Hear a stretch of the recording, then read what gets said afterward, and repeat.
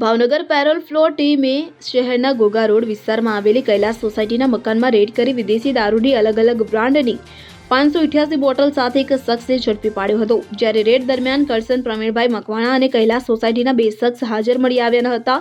Parole flow સ્ટાફે 3 શખ્સ સામે ભરતનગર પોલીસ સ્ટેશનમાં પ્રોહિબિશનની કલમો હેઠળ ગુનો દાખલ કરી આગળની કાર્યવાહી હાથ ધરી હતી।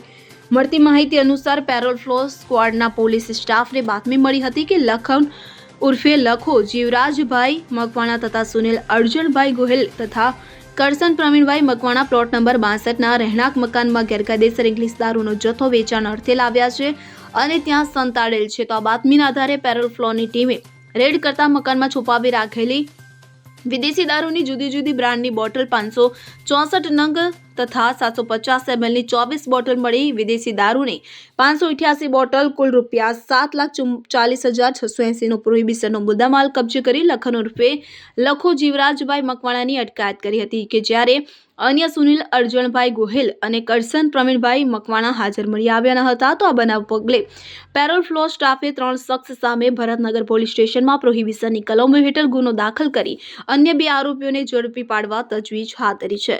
Bureau report CN24 news.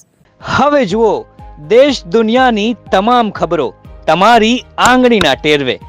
ઉઠાવો મોબાઈલ અને Google Play Store પરથી ડાઉનલોડ કરો અમારી CN24 ન્યૂઝ મોબાઈલ એપ।